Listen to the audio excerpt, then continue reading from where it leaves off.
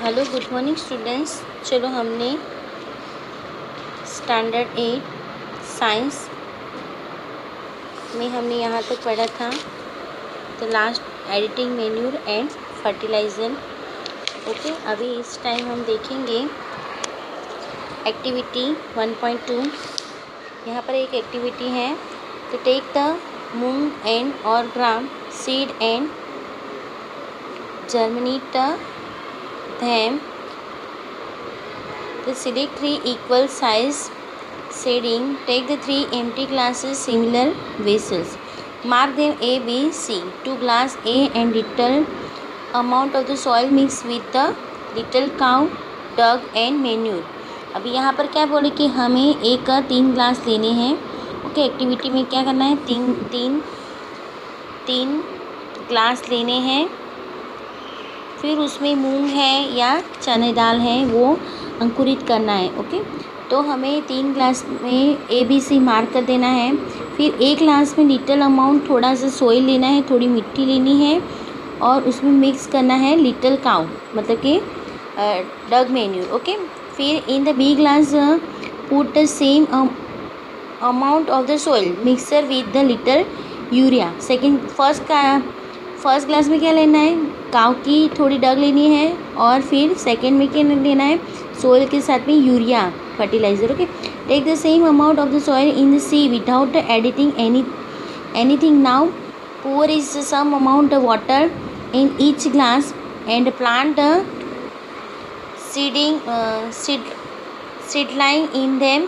Keep the safe place and water them daily. After 7 to 10 days observe the grow. अभी यहाँ पर क्या बोल रहे हैं कि तीन ग्लास को एक साइड में रख देना है, उसमें थोड़ा थोड़ा पानी डालते रहना है और 7 और 8 दिन के दिन उसे देखना है। तो did plant in all glasses grow at the same pace? Which glass show the better growth of the plant? In which glass was the grow faster?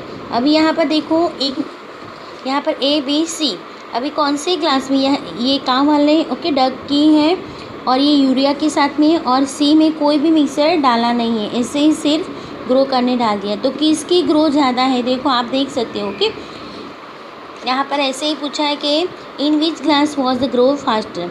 अभी यहाँ पर है फर्टिलाइज़र आर, ये पैराग्राफ इम्पोर्टेंस है। Okay, fertiliser are chemical which are rich in the particular nutrition. How are different from the manure. अभी यहाँ पर fertiliser है जो केमिकल से होता है, भरपूर होता है।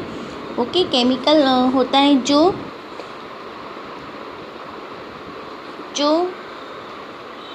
न्यूट्रिशन से भरपूर होता है, और वो कैसे मैन्यूर से डिफरेंट क्यों है। तो fertiliser are production in factory. Fertiliser की प्रोडक्शन कहाँ होती है, फैक्ट्री में। Some example of the fertiliser are urea, ammonia, sulphate, super phosphate, potash and NPK। NPK मतलब कि N मतलब कि nitrogen, P phosphorus and K potassium. Okay, देखिए यहाँ पर फर्टिलाइज़र क्या है, तो fertiliser are what is the fertiliser. तो fertiliser are chemicals which are rich a particular nutritions. How are they different manure से कैसे डिफरेंट है। तो fertiliser are products in factory. Fertiliser की प्रोडक्शन कहाँ थी, इन फैक्ट्री। सम एग्जाम्पल यहाँ पर यूरिया है, एमोनिया है, सल्फेट है, सुपर फॉस्फेट है, पोटास है, NPK है, nitrogen, phosphorus and potassium. The use the fertilizer has helped farmer to get better yield in the crop. अभी फर्टिलाइज़र फार्मर को कैसे हेल्प करता है, तो क्रॉप्स के उत्पादन में स्पीड से उत्पादन करने में मदद करता है, जैसे कि वीट है, पेडी है, ओके, फिर मेज है। But excessive use to fertiliser had made soil less fertilise. अभी यहाँ पर क्या करेंगे, हम ज़्यादा से ज़्यादा फर्टिलाइज़र का यूज़ करते हैं, केमिकल युक्त फर्टिलाइज़र का यूज़ करते हैं, तो सोइल को हम फर्टिलाइज़र लेस कर देते हैं। Okay, fertiliser have also became a source of the water pollutions. अभी फर्टिलाइज़र क्या है कि वाटर पॉल्यूशन का सोर्स है। फर्टिलाइज़र का देखो बेनिफिट से ज़्यादा तो source of water pollution. Therefore the order of maintain the fertilizer of the soil, we have to substitute fertilizer with the organic manure or leave the field uncultivated in the between two crops. They use the manure. यहाँ पर बच्चों क्या बोल रहे हैं कि हमें मिट्टी की फलद्रुपता मतलब कि फर्टिलाइज़र को बरकरार रखने के लिए दो क्रॉप्स के बीच में थोड़ी समय देना चाहिए। ओके, कि थोड़े समय के अंतराल में दो क्रॉप्स को ग्रो करना चाहिए। अदरवाइज़ हम देखो यहाँ पर between the crops uncultivate leave the field, और ऐसे ही खाली छोड़ना चाहिए, थोड़ा समय देना चाहिए। और फर्टिलाइज़र के बने हमें मेन्यूर का यूज़ ज़्यादातर करना चाहिए। अभी the use the manure improve the soil textures well as its water retaining capacity, its replacing the soil with the nutrients. यहाँ पर क्या बोल रहे हैं कि हम जैसे मेन्यूर का यूज़ करते हैं तो वो हमारे सॉइल के स्ट्रक्चर को बढ़ाने में, इम्प्रूव करने में काम आता है। Okay, structure as the water retaining capacity बढ़ाता है, हमारे वाटर की मतलब कि जल संग्रह क्षमता बढ़ाता है। क्या बढ़ाता है? जल संग्रह करने की क्षमता बढ़ाता है। Okay, retaining capacity is replacing the soil with the nutritions, और हमारी मिट्टी के सारे न्यूट्रिशन को परितृप्त करता है, कि पूर्ति करता है। Another method the replacing the soil with the nutrient the through the crop rotation. अभी नेक्स्ट दूसरी मिट्टी की सॉइलता बढ़ाने के लिए मतलब कि मिट्टी के पोषक द्रव्यों की पूर्ति के लिए हमारे पास दूसरी एक मेथड है जिसे हम क्रॉप रोटेशन कहेंगे। क्रॉप रोटेशन मतलब कि पाकों की फेरबदली करना। एक पाक लेते हैं तो उसके बाद दूसरा पाक ले सकते हैं, ऐसे क्रॉप्स रोटेशन होता है। This can be done by growing the different crops alternately.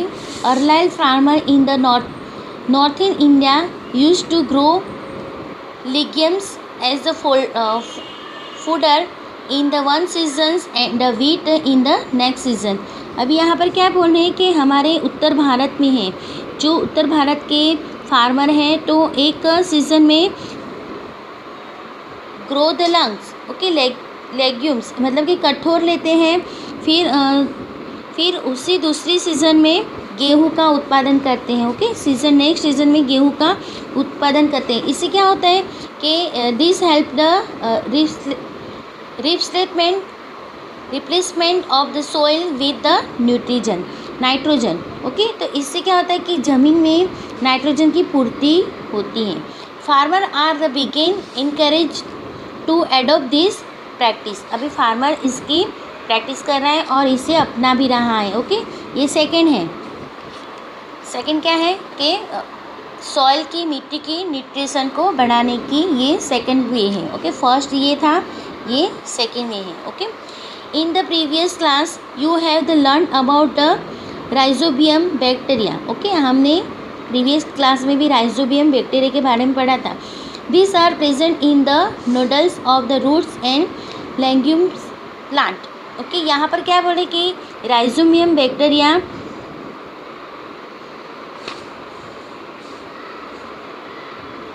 कहाँ पर देखे जाते हैं, तो this present in nodules of the roots of the legumes plant. Rhizobium bacteria, ये इंपॉर्टेंट लाइन है। Okay, they fix the atmosphere nitrogen, तो वो हमारे एटमॉस्फेयर की रहेली न्यूट्रिजन के लिए, नाइट्रोजन के लिए ज़मीन में स्थापन करता है, मतलब कि ज़मीन में दे फिक्स करता है। ओके, एटमॉस्फेयर नाइट्रोजन को फिक्स करता है। ओके, नेक्स्ट पेज पे जाएंगे बच्चों। यहाँ पर different between the fertiliser and manure, तो ये फर्टिलाइज़र है और ये मेन्यूर है। फर्टिलाइज़र मतलब कि जो फैक्ट्री में प्रोडक्शन होता है, जिसका फैक्ट्री में होता है, केमिकल युक्त होता है, जिसमें फॉस्फोरस है, पोटास है, नाइट्रोजन, फॉस्फोरस, पोटेशियम है, ओके, यूरिया है, ओके, ये फर्टिलाइज़र है। और मैन्यूर क्या रहता है कि जो कुदरत से मिलता है हमें, ओके। तो हम देखते हैं इसके differences between fertiliser and manure. तो आपको ये आपकी नोटबुक में राइट करना है, ये भी कर सकते हो आप 1 2, ओके। फिर ये थोड़ा अंडरलाइन किया हुआ है वो भी आपको लिखना है, रीड करना है, ओके। नेक्स्ट,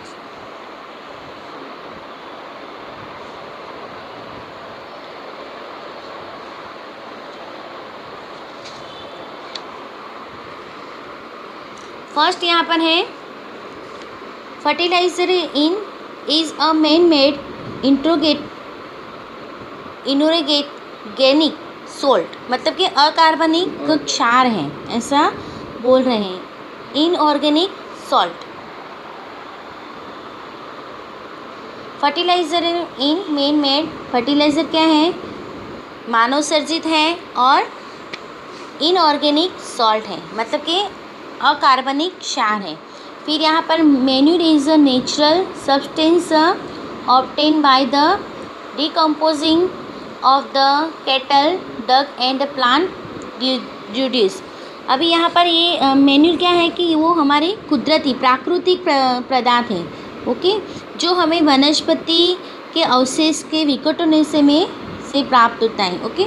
मतलब कि सड़े हुए सब्जी हैं, आपने देखा होगा किचन वेस्ट, ओके, किचन में से जो वेस्ट निकलता है उससे भी हमारा मैन्यूर बनता है, okay. Fertiliser is prepared in the factory, fertiliser कहाँ प्रिपेयर होता है, फैक्ट्री में। और manure can be prepared in the field, तो मैन्यूर जो है वो फील्ड में ही प्रिपेयर होता है। Fertiliser does not provide any human to the soil, अभी फर्टिलाइज़र ये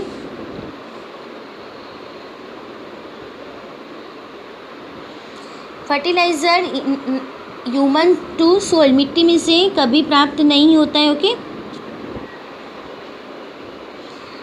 fertiliser does not provide any humans to soil, मतलब कि फर्टिलाइज़र से मिट्टी में कोई भी सेंद्रीय पदार्थ प्राप्त नहीं होता है, ओके, ह्यूमन्स टू सेंद्रीय पदार्थ। Manure provide to lot of the human to soil, तो मैन्यूर सेंद्रीय पदार्थों का भंडार है, ओके। सेंद्रीय पदार्थ मतलब कि ऐसे सड़े हुए कार्बनिक पदार्थ, ओके, जो मैन्यूर में से मिट्टी को बहुत सारा प्राप्त होता है। Fertiliser are very rich in the plant nutrient like nitrogen, phosphorus and potassium.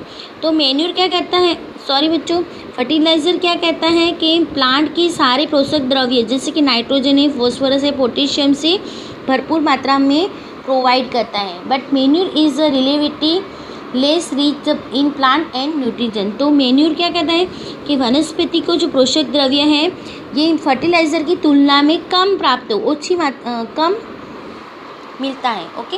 तो आप ये समझ गए होंगे बच्चों। तो आपको ये फर्टिलाइज़र एंड मैन्यूर की डिफरेंसेस आपको नोटबुक में राइट करना है, रीड करना है और लर्न भी करना है। चलो हम देखते हैं एडवांटेज ऑफ मैन्यूर। तो यहाँ पर मैन्यूर के एडवांटेज दिए गए हैं। तो organic manure is consider better than fertiliser, this is a because, देखो ऑर्गेनिक मैन्यूर है जो fertiliser consider the better than fertiliser, fertiliser से ऑर्गेनिक मैन्यूर बेटर है। क्यों बेटर है, तो इसके लिए यहाँ पर 4 पॉइंट दिए गए हैं। It enhances the water holding capacity of the soil, first है water holding capacity. It makes the soil pronounce,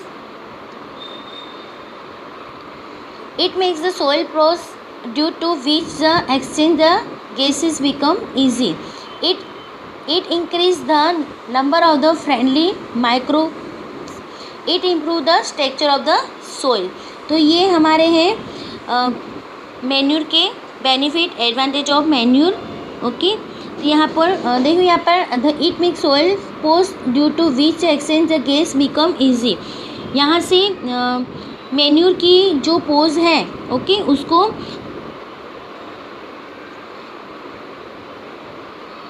पोजिस dot वाली हो जाती है, ऐसे पोजिस वाली हो जाती है, जिससे वो गैस मतलब कि ऑक्सीजन वायु gases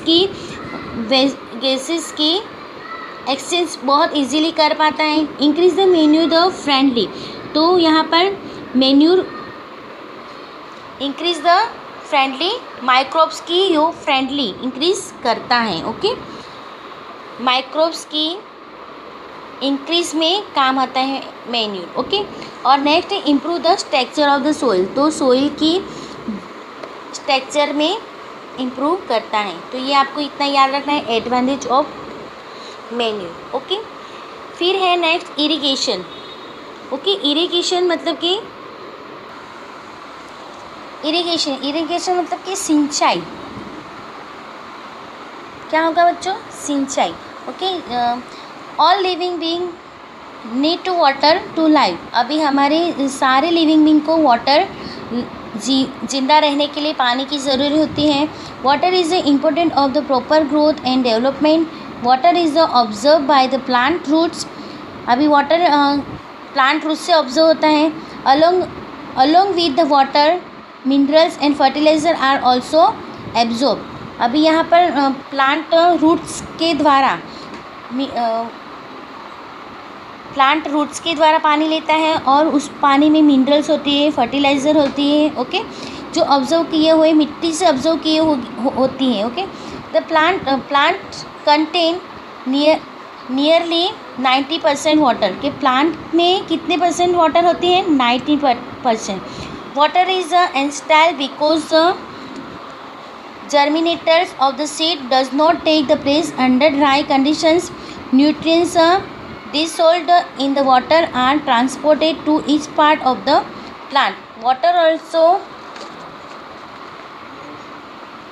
protect the crops from the both frost and hot air currents.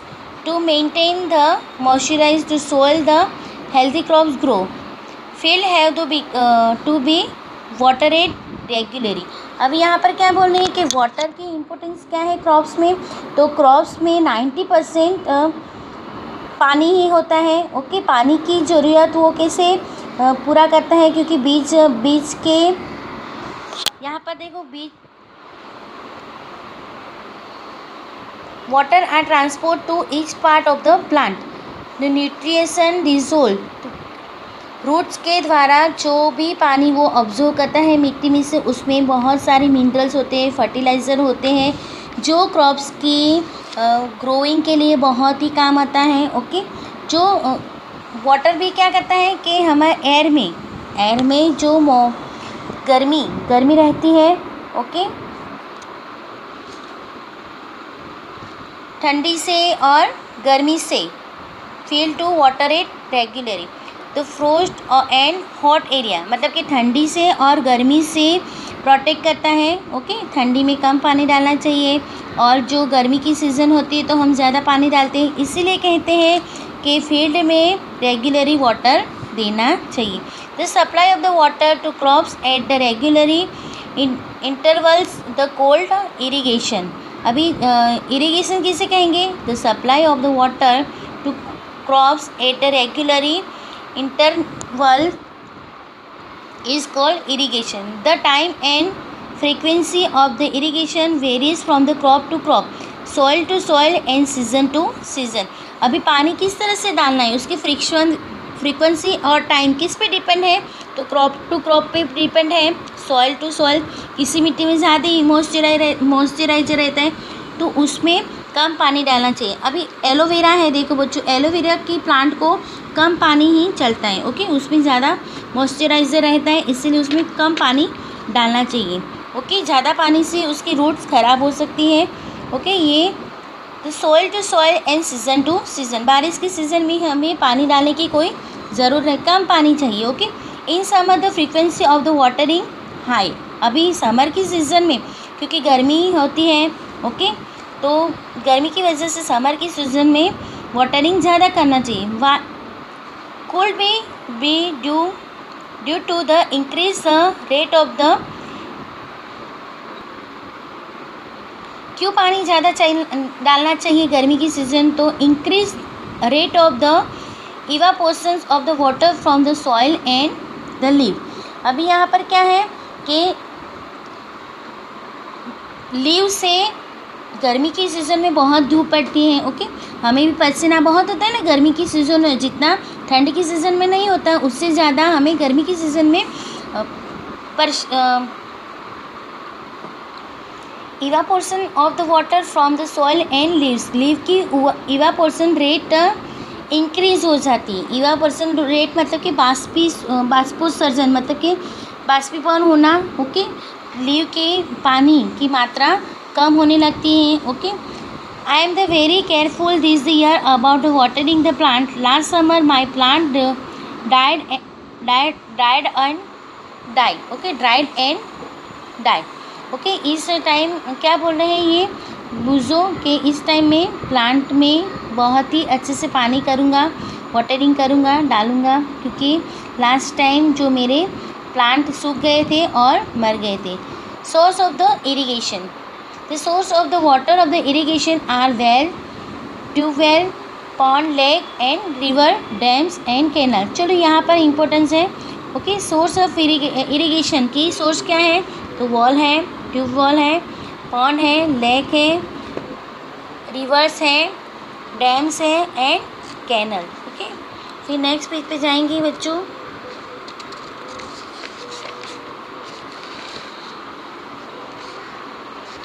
यहाँ पर देखो traditional method of the irrigation. अभी यहाँ पर ट्रेडिशनल मेथड ऑफ इरिगेशन की बात की है। इसमें the water available the in the well, lake and canal lifted up the different method in the different regions of the taking its the field. Cattle और human labour is use to this method. कौन use करता है, cattle and human labour. Cattle मतलब कि ढोर बोलते हैं ना जिससे, ओके। Cattles and human labour is use to this method. So this method are the cheaper but less efficient. The various traditional way are moat and chain pump, okay. यहाँ पर फर्स्ट है मोट, फिर है चेन पम्प, ओके। फिर third है ढेकली and रहेंट मतलब कि लेवर सिस्टम, ओके। यहाँ पर क्या बोल रहे हैं कि हम वेल में से, सरोवर में से और नहरों में से जो पानी की डिफरेंट वे है, मेथड है जो फील्ड में डालने के लिए, तो उसे हम किस तरह से लेंगे,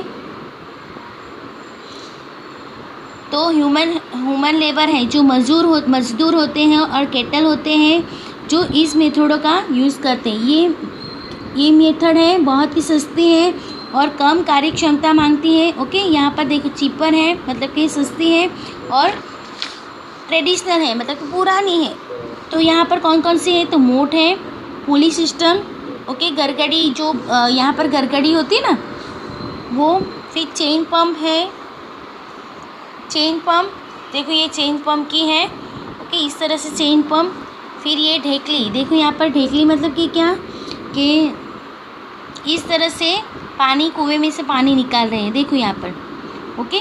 फिर एंड राहत मतलब कि देखो ये पानी का इस तरह से हमने कई बार पिक्चरों में देखा है ना, ये घूम रहा है, ओके, काव और यहाँ से पानी जो कुएं में से पानी निकलता है, इस तरह से लेवल सिस्टम होती हैं, okay. The pumps are commonly use to 15 water, मतलब कि पंप का यूज़ कब होता है,